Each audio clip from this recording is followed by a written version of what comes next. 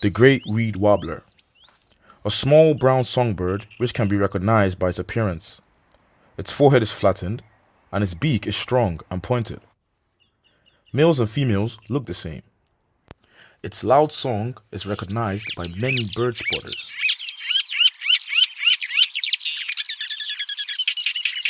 However, the song can vary geographically, and the bird also practices mimicry by using other bird sounds. Their diet consists of insects, feeding selectively on arthropods, such as beetles, ants, and spiders.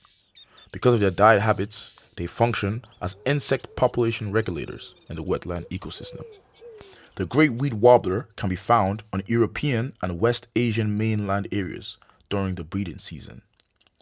Its nests are located in reed beds near wetlands and are made of braided reed. Nests are typically 120 to 160 centimeters above water to avoid flooding. The warbler faces brood parasitism from the common cuckoo, which can lay multiple eggs in a single warbler's nest. Great reed warblers migrate long distances between their northern breeding grounds and their sub-Saharan African wintering sites. Their breeding times have advanced over recent decades, likely influenced by climate change. Human disturbance can affect the warbler's habitat distribution. Human-altered reed areas might be avoided by the birds, even though the research shows that nesting success may remain stable if disturbance is limited. We are eager to discover what ecological importance of natural factors and human influences is on the distribution and the presence of the great reed warbler around the town of Wageningen. To answer our research question, we will first dive deeper into the preferred habitat of the great reed warbler and the effects that humans can have on this habitat. Vegetation type has an influence on the location where the great reed warbler chooses to build its nest. The bird prefers tall, strong and straight reed stems, which is provided by the fully grown reed plant. These plants also offer green leaves, which provides concealment from predators. The warbler often chooses reed or reed maize as its breeding habitat. In reed maize, nests were often built closer to the water surface. This could be due to the different structure of reed maize compared to reed. The reed maize has shorter and less firm stems and has denser vegetation on the lower portions of the plant. In several studies, the great reed warbler showed preference for reed over reed maize to nest in. The great reed warbler breeds in wetlands, including artificial managed wetlands. In some wetlands, there is human management of reed. This means that the reed gets cut to keep it from overgrowing. The cutting happens either in spring or in winter.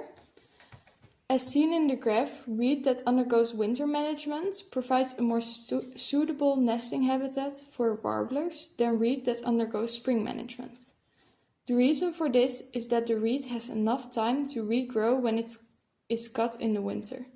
Spring management, on the other hand, results in a low amount of fully grown reed at the beginning of the breeding season, causing a low amount of reed patches suitable for nesting. Reed management is not the only type of human disturbance. Another example of disturbance can be the construction of houses with piers close to the warbler's habitat. During the construction, damage can be done to the reed and other vegetation in the area. It can be observed that the great reed warbler relocates after human disturbances take place in their habitat. However, the relocation is often not very large. The birds move to a less disturbed area in the same habitat. Another result of the disturbance is the return of the warblers to the habitat over the years. In a disturbed area, the number of breeding pairs declines each year. Research has shown that the amount of observed breeding great reed warblers in the Netherlands has faced a decline over the last 30 years. By answering our research question on the importance of natural or human influences on the presence of this bird, We might be able to speculate the reason for this decline. We are going to take a look at different nature management types near Wageningen. We will compare two areas where you might have taken a walk, the Blauwe Kamer and the Uiterwaarden. The Blauwe Kamer is a floodplain and wetland reserve located along the River Rhine, near Wageningen. This dynamic river landscape is shaped by seasonal flooding, which plays a vital role in maintaining its rich biodiversity. The vegetation is dominated by flood-tolerant plants, such as willows, reed beds, and wet grasslands, alongside areas of open water, mudflats, and young forest.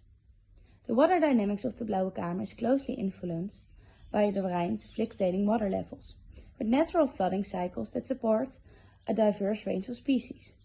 The reserve is especially known for its abundant bird life, including various wading birds and waterfowl. Fish species migrate and spawn within its floodplain waters, while amphibians and insects thrive in wetland habitats. Managed primarily as a nature reserve, the Blauwe Kamer focuses on preserving natural river dynamics and biodiversity, while also providing visitor infrastructure that encourages people to experience this unique ecosystem.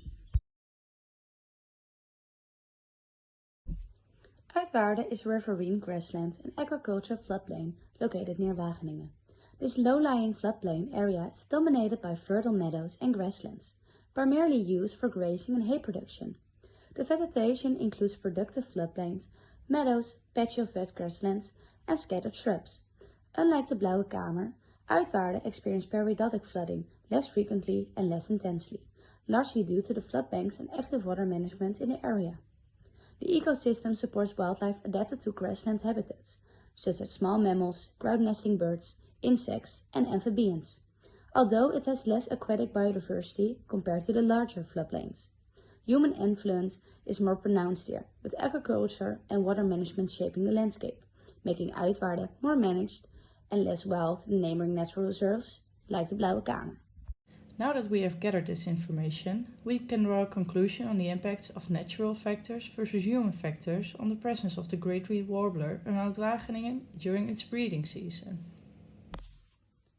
The Blauwe Kamer is the preferred habitat for the Great Reed Warbler because it provides extensive, dense reed beds, essential for nesting.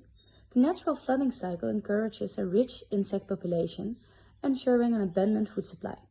Additionally, lower levels of human disturbance support successful breeding, while the dynamic wetland conditions help maintain a high-quality habitat. In contrast, Uitwaarden features more managed floodplains and grasslands, with fewer reed beds and greater agricultural influence, making it less suitable for the Great Reed Warbler. So, now you know that you might have more luck spotting the Great Reed Warbler at the Blauwe Kamer than at the Uiterwaarden. We found that Dutch bird spotters also registered the presence of the bird more often at the Blauwe Kamer, according to waarneming.nl. Despite an extensive fieldwork during our own research, the bird would not show its appearance to us. However, with the help of an app, which might be familiar to other birders, we were able to spot its sound in the bushes near the Rhine.